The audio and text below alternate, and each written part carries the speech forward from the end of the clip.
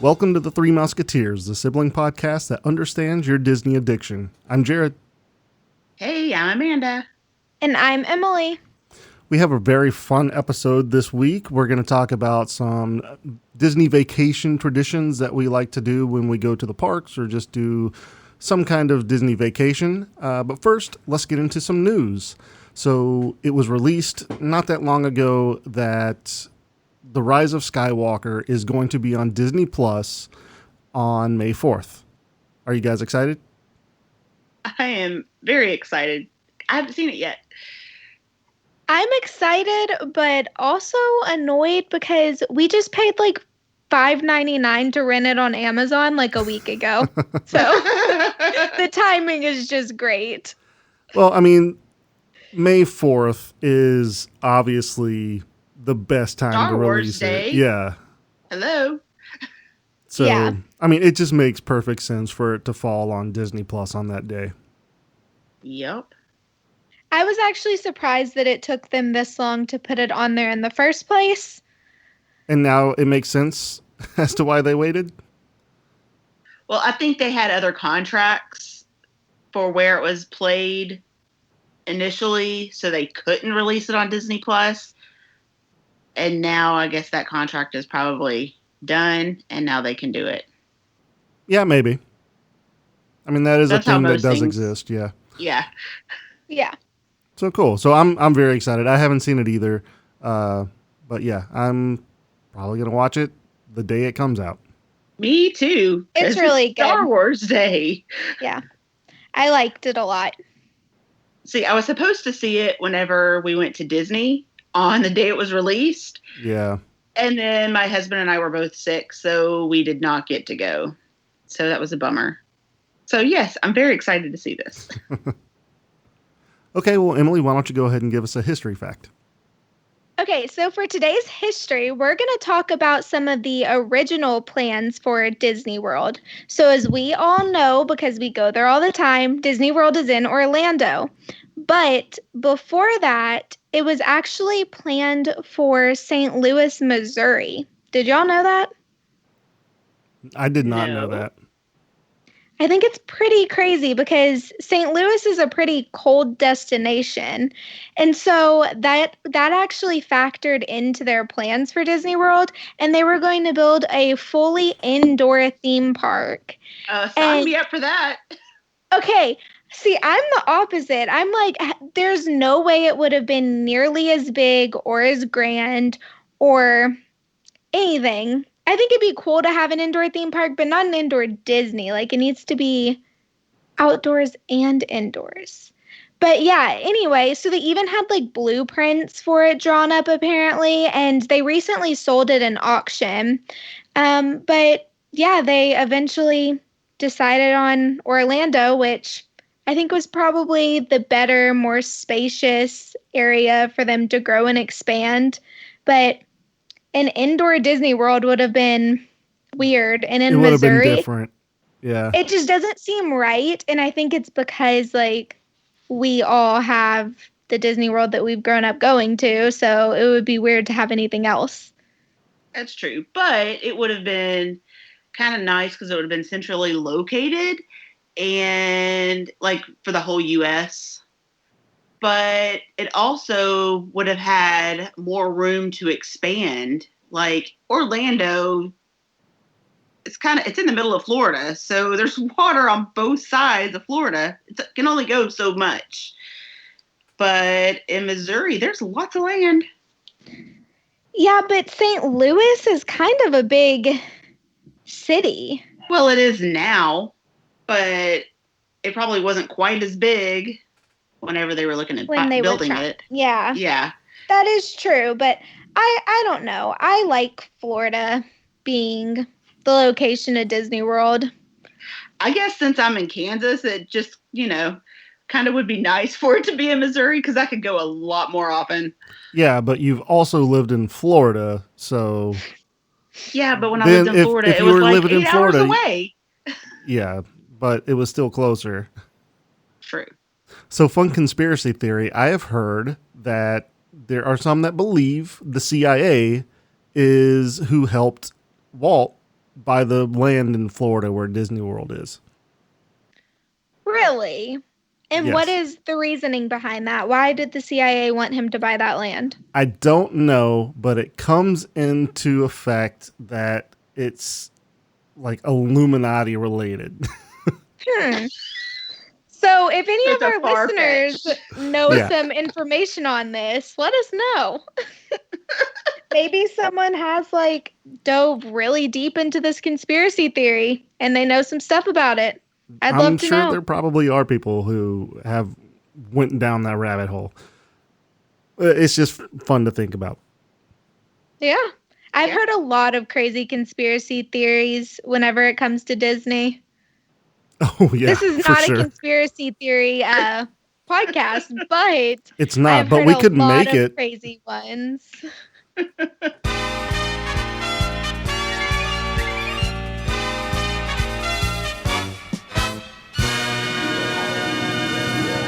Welcome to the game show within a podcast. This is the trivia portion of the show. I have a trivia question for Amanda and Emily, and we're going to find out how well they know their Disney. Are you guys ready to play?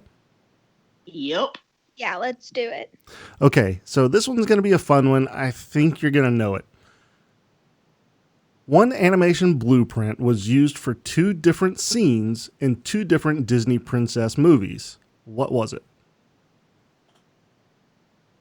Say that again. One animation blueprint was used for 2 different scenes in 2 different Disney princess movies. What was it? Snow White and Sleeping Beauty. That's what I was going to say. You're both in agreement on this one. That's literally the first thing that popped into my head as well. So, yes. So 2 different scenes in 2 different movies. Mm-hmm. Final answer, Snow White and Sleeping Beauty? Yes. You are incorrect. It is the ballroom scenes in Beauty and the Beast in Sleeping Beauty. Oh. We got one of the movies, right? You did. I was very surprised. I really think there's a scene in Snow White and Sleeping Beauty as well. But you have to listen to the question. Okay. One animation blueprint was used for 2 different scenes in 2 different Disney princess movies. So 2 scenes, not just one, 2 scenes. Gotcha. Okay. Understand. Kind of tricky. I thought you guys might get it, but you didn't. So I win again this week. So, Well, I've got a trivia question for you, Jared. This isn't how this gosh. works. Why, it is today. Why do you think this is how it works? Because, I have to keep you on your toes. You do, but I probably won't get it right. What is it? What's your trivia question? We'll play this game, I guess. How did Snow White get her name? Snow White got her name. This is a good one. Because I have done a lot of Snow White questions. Is it because her skin was white as snow? No, it wasn't that. I think it's because she baked a lot. I think it's because she was always in the kitchen and she was baking, so a lot of the flour, the flour looks really white, like really bleached. Mm-hmm. So, whenever she is in there, they didn't have the manual stirrers. Mixer? Right. Yeah, they didn't have the mixers. And so she had to do it all by hand. And so, the flour would pop up out of the mixing bowl and just get on her face. And people were like, oh, yeah, it looks like Snow White. There you go. Totally. Yeah, totally. Mm-hmm. Not the right answer. It is. It's the right answer for me. No. Where it really came from in the original story that the Snow White we know and love is based off of, a single drop of blood fell on Snow outside of the Queen's window, Snow White's mom. She wished that she would give birth to a baby girl who had skin white as snow, lips red as blood, and hair black as ebony. And lo and behold, the queen became pregnant and had a baby girl and named her Snow White. So I was right. Yes. I still say it was the baking thing. All right, well, Amanda, why don't you go ahead and give us a tip? Today, I want to talk about Sorcerers of the Magic Kingdom. Either of you know what this is? No. I do. I do not. It is a game you can play at Magic Kingdom, and I really want to play. I didn't really know what it was, but after looking into it, it's definitely something that looks very fun. It's like a scavenger hunt that you play around Magic Kingdom. Oh, that's cool. Yeah. So it's for any ages. Anyone can play, any height. You don't have to have any special ability or anything. Wait, you don't have to run really fast like the Flash? No, you don't. And that is not Disney property. It's not. But, so, oh well. We're not talking about that. You get special cards when you play the game. And you can get one stack of cards each day you play. So if you went on a vacation for 10 days, you could go and play 10 different times each day or whatever and get different cards, and they're collector's items. People collect them. Oh, cool. Yeah. It takes about 20 to 30 minutes to complete your mission. And it's included in the park admission, so it doesn't cost anything extra to play. So then why don't they talk about this more often then? If it's like included in your admission price. I think it's just something that's like a little bit less known, but I don't know. I know a lot of local people, especially like people who are at the parks all the time. I've heard a lot of them playing it because they'll go to the park like just to like have lunch, and while they're there, they'll play this game and collect one of the cards and stuff. Yeah. I think it's something that's really fun to do, especially if you have like a little bit of extra time or like little kids. But even adults, like some of the people that I've heard like to play it, they're adults with no kids. So, hey. Yeah. I think because it does take about 30 minutes, a lot of people don't necessarily want to take that much time out of their vacation if they're only going one time, or if you're only going once every few years. You want to spend your time, a lot of people want to spend their time on the rides, watching the shows, things like that, and don't necessarily want to spend it going on a scavenger hunt in Magic Kingdom. Yeah, that's why I think it is so popular with people with like annual passes who go all the time, and not so much well known with like everyone. Yeah. Yeah, that makes sense. So to play, you stop by the firehouse on Main Street and you sign up, and they'll give you a sorcerer key card, Merlin's mystical map, and the spell cards. And then you study the map, and there's like 20 magic portals around the park, and you use your cards to battle the different villains.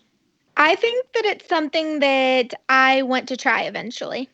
I think it would be fun, and it gives you something like new to do at the park. Yeah, plus some little souvenirs. Free souvenirs. Yeah. They should give out pins, and I'd be all about it. Hey, maybe you'd like the cards too. Yeah, probably. Know. But I like pins. Let's be honest. Next time we go, we're going to play. Okay, if I'm there with you. Next time you go with me. Next time I go. Play. Next time I go, I will play. I'll figure it out. All right, so we're going to go ahead and get into the segment for the week. And this segment is Hero or Villain. This week, I picked Kronk from The Emperor's New Groove. What is your first impression, hero or villain? Hero. Amanda says hero. Yeah, I lean more towards hero, but this is a little bit of a complicated one because, I mean, he was kind of an accomplice to what he thought was going to be murder. Turns out that he just turned someone to a llama, but he thought he was killing someone. So it's complicated because although he grows and evolves, he's kind of a dummy. And he is. he was kind of not a good guy. But then, I'm still going to go with hero. I'll look past his murderous streak. He didn't really want to murder him, though. He was just doing his job. Okay, I'm going to stop you right there. And I'm going to tell you, he is straight up a villain. Really? Yes. No. He is straight up villain. And I will tell you why. I just watched this movie 2 days ago. Uh-huh. Mm-hmm. He is the one who suggested murdering the Emperor. He didn't. He was suggesting for Yzma to destroy the stone of the Emperor, not the actual Emperor. He's an idiot. He said to get rid of him. And he's the one that mixed the drink, knowing that it was going to kill him, or thinking it was going to kill him, I guess. And then he was also the one who was throwing him into the river, or the channel, whatever it is. It wasn't really a river, but he threw him into the channel, and he knew what he was doing all along.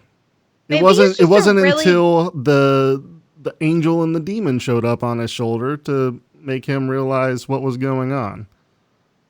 I think he's just a really good employee. Therefore, a hero.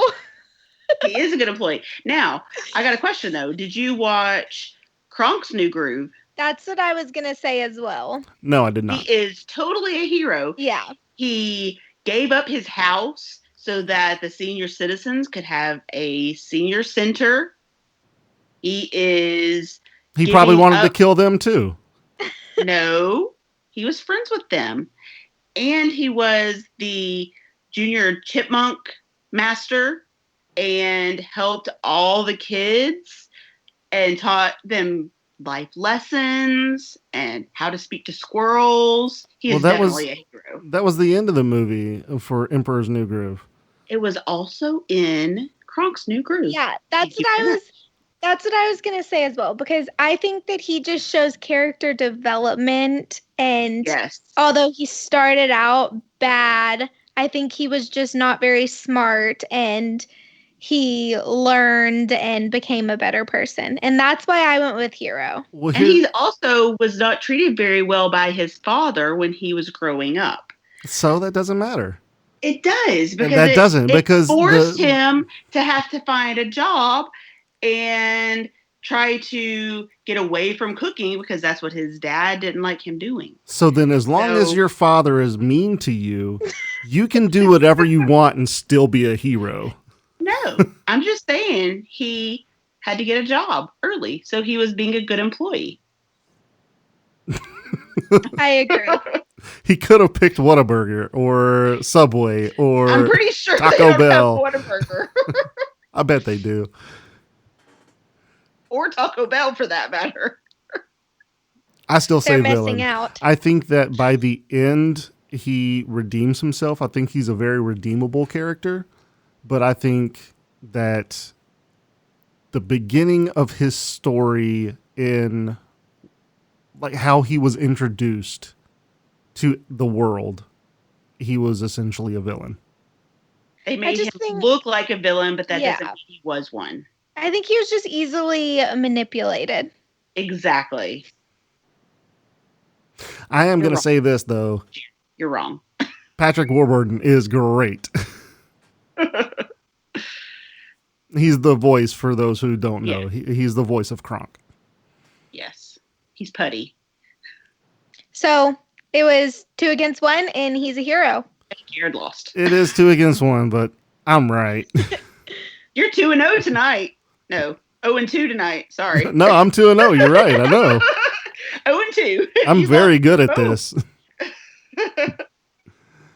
All right, well, let's go ahead and get into our main topic. Our main topic is going to be Disney traditions whenever you're going on vacation. I know that there are a lot of different traditions that we all kind of like to do, but I'm very interested to find out what you guys are picking specifically. Emily, why don't you go ahead and start us off? Okay, I'm going to start off with my day one tradition, and that is Magic Kingdom. So, not necessarily, it kind of just depends. It'll either be, depending on what time we fly in, it'll either be the day we actually get to Florida or the very next day. But no matter what, the first park that I have to step into is the Magic Kingdom. So, that's, I guess, for as long as I can remember, always been my biggest tradition. Like, I don't feel like I'm in Disney, or even it doesn't feel as magical. Like, if I was to decide to go to Animal Kingdom on the first day, like, that's just not right to me. My tradition is to go to Magic Kingdom as the first park. So let's just say that you have just one park a day tickets and you only have 4 days. Are you still going to Magic Kingdom the first day? Yes. Even if you Absolutely. get there late. Even if you Well, fly I in that wouldn't. morning. So that's the thing. It just kind of depends, because most likely, most of the time, we don't do a park on the first day that we're there. Like, we'll fly in and we'll go to Disney Springs. That's normally what happens. So normally it would be the first full day that I would go to the first park of the trip. But if it was like a really short trip and we flew in early in the morning and still had most of the day, I would still say, yeah, probably Magic Kingdom, just because it doesn't feel right any other way. See, I do agree. I like to start at Magic Kingdom, but if I only have 1 day at each park, then I don't want a different park to be the last park I see when I leave. I want Magic Kingdom to be the last park I go to. See, and most of the time I feel like we do 5-day park passes, and I haven't been doing park hopper most of the time that I've gone the past few times. Um, and so I'll start with Magic Kingdom and end with Magic Kingdom, and then do the other parks in the middle. Yeah. That's like my ideal sandwich. Mine too. That's what I like my tradition to be, because the last thing I see when I leave, I want to see the Magic Kingdom fireworks. To me, that is Disney, and no Disney trip is complete without seeing Happily Ever After or whatever show happens to be there at the time. I agree. That's the highlight of my trip, and that's the last thing I want to see before I go. I agree with that. What about any other traditions? Like, is that the only tradition that you have, or do you have others? I mean, I have a few others. They're like smaller traditions. Like, we always get Joffrey's iced coffee every morning. It's kind of just like a little tradition, but it's something that like feels like Disney to me. And then, of course, I'll normally have a donut from Joffrey's as well. Not the giant donuts, which we found out last time. Not the Mickey ones, but the Joffrey ones. And then the first breakfast and the last breakfast of the trip, I'll have Mickey waffles. And then I guess another one, we always do Kona Cafe. I can't remember a trip that we didn't eat at Kona Cafe. So at some point during the trip, that's one of our like must-have tradition meals. Kona Cafe is really good. I love it. They've changed their menu like several times, like to different kind of like not cultures, but kind of. They've changed it up, and I love it every time. Very cool. Amanda, what about your traditions? I know you kind of touched on a little bit. I did. Every trip, I have to have a character dining experience every trip. to me, it's a highlight. And finding the ones that you really enjoy, that you feel like you can go back to multiple times, is kind of fun. For a long time, it was Chef Mickey's. I had to go to Chef Mickey's every time. But the last time I went, it kind of felt rushed with the characters. They didn't really take their time to see us very much. And I think we even had to ask specifically for one to come and see us that had skipped us before.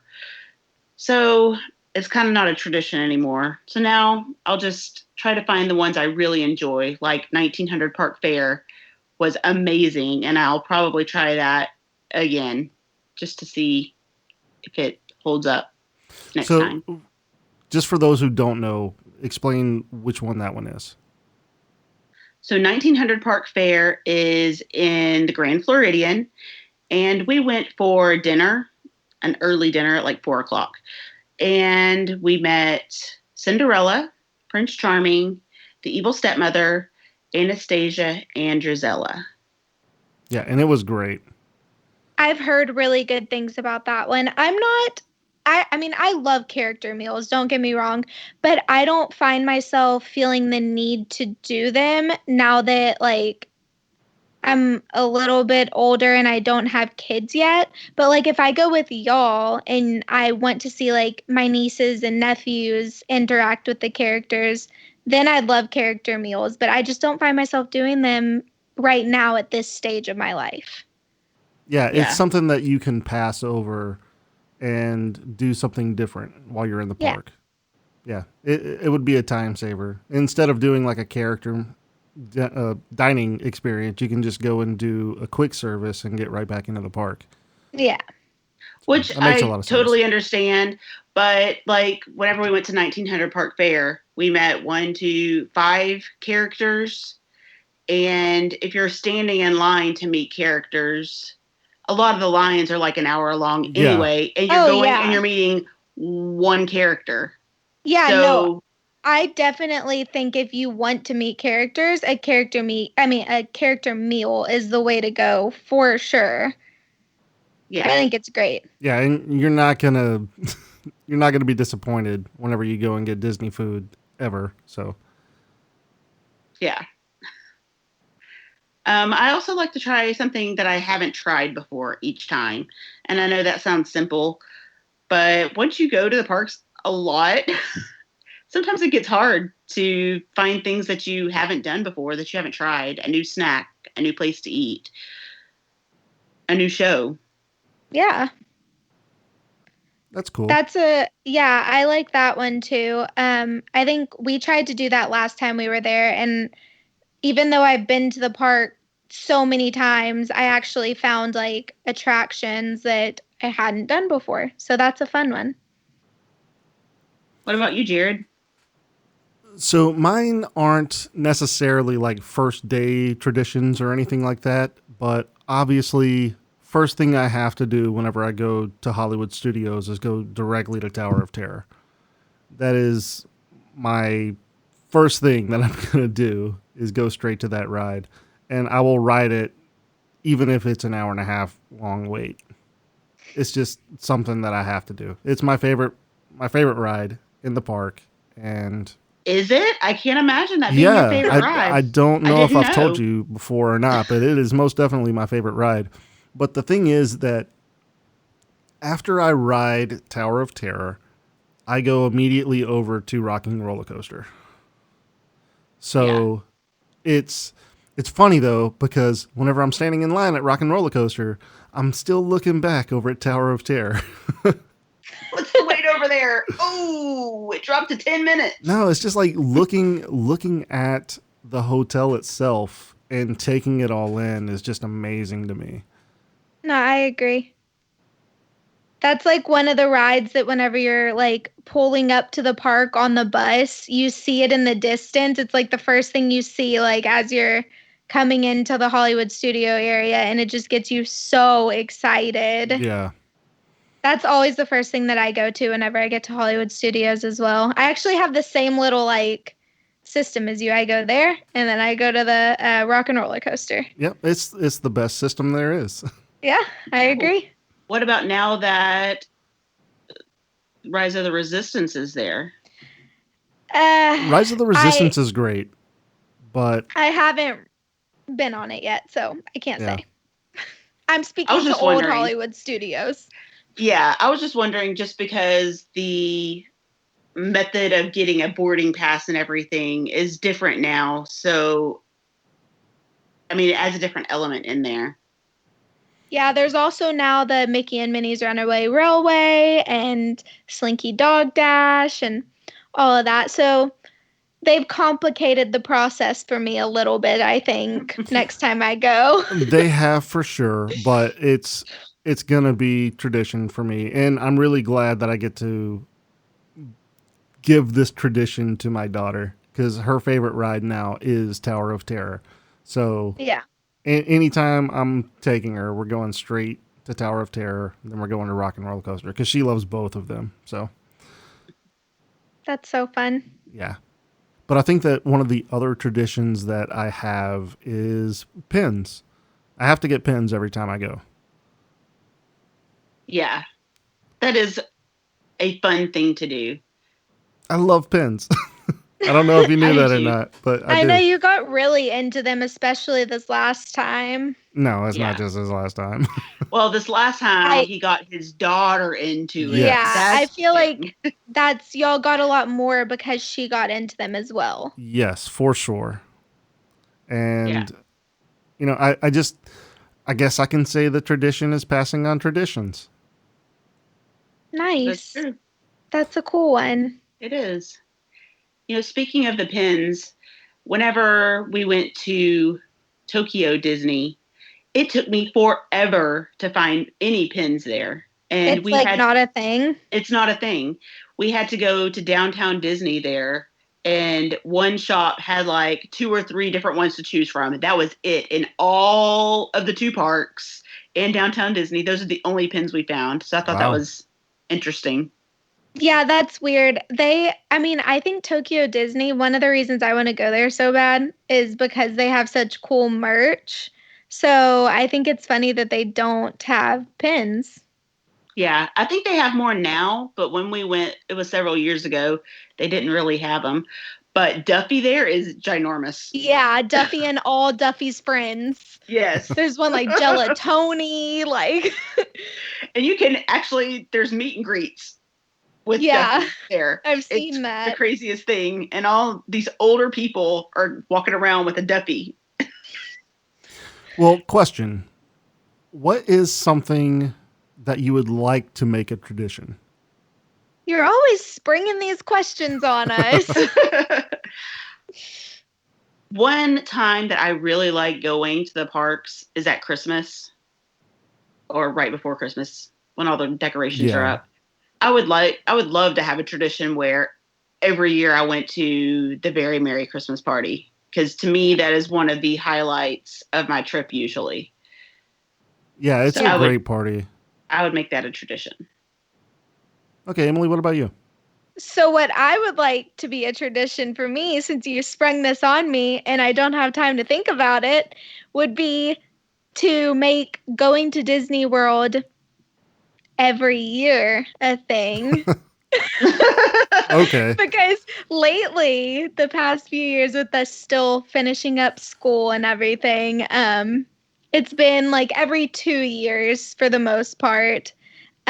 So every year and then twice a year. Okay.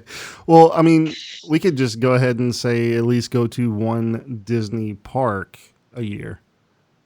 Yeah. Or You should do you consider- think Disney World specifically every year? I mean Disney World specifically, and then the other parks are bonus trips within that same year. Okay. Oh yeah, totally. Sign me up for Yeah, that. that'd be great. Yeah, sign me up. You should really consider joining DVC, just saying. Yeah, I think that we'll eventually do that down the line. Very cool. Well, one of the traditions that I would like to make for myself would be to go to Ohana every trip. Oh yeah. Because the Ohana is amazing. I loved it. Everything It about really it. is. The food was been. great. Oh, you I should know definitely go. it's a bucket list thing that I want to do, and I've just never been. You know what, though? I did just think of a tradition that Ohana reminded me of. Whenever we were in Disneyland, we went to Trader Sam's, the tiki bar, and I want to make that a tradition, but for Disney World. Like maybe have like one specific night, like if it's the last night or the first night of the trip, to go to Trader Sam's because it's a ton of fun. I do want to try that. Looks like a lot of fun. Yeah, that'd be a fun tradition. So, Amanda, you have some listener responses for traditions. So, why don't you go ahead and get into those? Kathy said, our first stop is typically Magic Kingdom. It's just that feeling that overcomes you when you see the castle and look down Main Street. We always try to get breakfast at the Crystal Palace, too. Our first night dinner is my daughter's favorite, Splitsville. So that's pretty cool. Yeah, Nice. it's really fun. I mean, there's nothing more iconic about Disney than going down Main Street and seeing the castle. So I get it. It makes me tear up every time. Me Makes me too. tear up just thinking about it. I miss Disney. Yeah.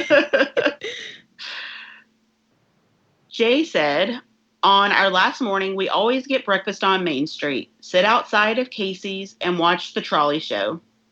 We then say goodbye to Mickey and head out. Oh, that's I a know. cool one. That makes That me one makes feel me sad. I know.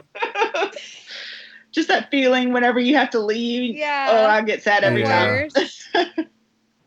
I think that's why you like leaving at the fireworks, because it's like, oh, this is a great send off to go Yeah. home. Right. Yeah. Yeah. And then it just feels like you're leaving because it's the end of the night. It doesn't feel like you're leaving because you're leaving and going Yeah, home. for sure. Melissa said that her family always sends a postcard home. She said, I love having a postcard postmark from the Magic Kingdom. So that's really cool and something I didn't even think about. Yeah, that's really fun. And you can start putting those in scrapbooks and kind of remembering all your previous trips. Yeah, That's a really good one. I like that one a lot. it is. I know. I might try to do that. And that's something that you can use to remember your trip forever. And it's not that expensive. It's the postcard and it's fun to get it in the mail when you get home. I know. Just to remind you of the fun you had. Yeah. Arthur said, first thing is to walk down Main Street, even if the first ride or event is at another park. Yeah. So yeah, Kind of like what we said earlier. I feel you. Yeah. Yeah. I'm really sorry if I'm pronouncing this wrong. Inez said, our big tradition is that during our vacation, one day we designate it as Princess Day. They spend all day visiting with all of the princesses. Oh, wow. Oh, man. I know. That sounds like so much fun. I think that's cool. That does, but that takes a lot of time out of getting in some rides and some that is reservations. commitment. Yeah, that is very committed. It is, but if you're going several times a year or if you're going for an extended trip. So I know a lot of people who come over from Europe come and they stay and go to the parks for 2 weeks. So if you have 2 weeks in the parks, yeah, you can I would ride Day. Tower of Terror like agree. 400 times. Yeah, I get it. Oh my God. Candy said every trip has to begin and end at Magic Kingdom. Fireworks are a must for the last day, our way of saying goodbye. That's totally me. Yeah. Yeah. Feel that. Stacy said we started taking a pic at the same spot each trip. Originally, it was with the Roy Disney statue. I have 2 brothers, and I always told them that I hope they grow up to love and support each other the way Roy did with Walt. The statue moved, and we haven't been as diligent in getting the statue, but we still go to the same spot each trip. That's a really good one. I like that one. Me too. It is, because you can see how everybody changes, Yeah. and I think that's a neat one. Yeah, I like that. Carrie said, ours will need to be amended after 23 years. We always hit Narcosis for dinner, but stop to visit with Richard and a photo on the way in. So Richard worked at the Grand Floridian, and he passed away rather recently. He was an icon at the Grand Floridian, so I know people are really upset. Yeah, I heard stories about him, and he seemed like a great guy. Yeah. And then the last one comes from Lori. She said, after we enter Magic Kingdom, we all go under the train station. We all have to be holding hands. She said, my kids are 22 and 26. We started when they were 6 and 9 years old. We all hold hands, and they want to because it's our tradition. And they look over at me and say, Mom's crying. And then we all laugh really loud. That's going to be me as a mom. I know. That is really good. That's so funny. It makes me tear up just saying it, because I can imagine doing that with my kids, you know? Yeah. That's really cool. I really liked hearing other people's traditions. That was cool. Yeah, I thought it was really neat. Fun. So if anyone else has any traditions that they'd like to share, you can post it on our Facebook page. We'd love to hear them. Yeah, you can find us at T3M Podcast. Okay, so let's go ahead and get into some mousekeeping. We do have another 5-star review. Thank you guys for sending those in. We do need some more, so please keep sending them in. We're kind of coming to the end of what we have. We only have about 4 or 5 more left. So this one comes from Jason Cage from earlier this year in January. Great show. Highly recommended. If you're a fan of all things Disney, I suggest checking them out. Thank you, Jason, for sending in the 5-star review. We really do appreciate it. Again, I do want to stress we are running out of these, so please keep sending them in. If you're looking to plan a magical vacation, I'd love to help you. You can find me on Facebook at amanda.hollis, Capture the Magic Vacations, and you can find all of my contact information in the show notes. We do have a new addition this week to Mousekeeping. We have a promo for another Disney podcast that we think you'll enjoy. It's called The Great British Mickey Waffle. Greetings from the other side of the Atlantic Ocean. I'm John, one of the 8 presenters of The Great British Mickey Waffle. And waffle on we do, about all things Disney related, even the restrooms. I hope you can join us for our podcast with a British accent. We're available to download on the first of every month from your podcast provider of choice, and with lots more on our social media too, at GB Mickey Waffle. We look forward to welcoming you to our podcast, and until then, waffle on!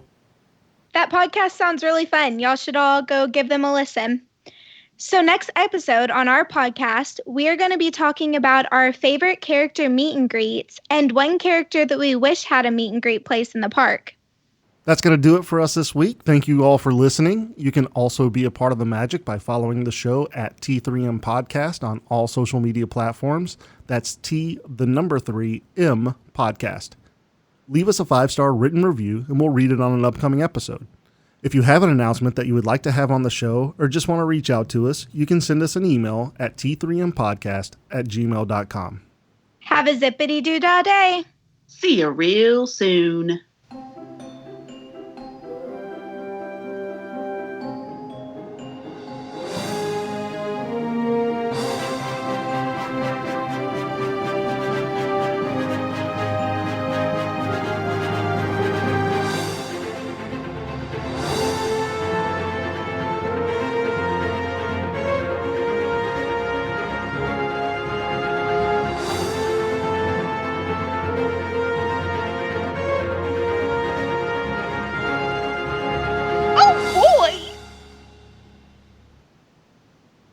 You're on a roll. I am on a roll. I'm butter. I'm on a roll.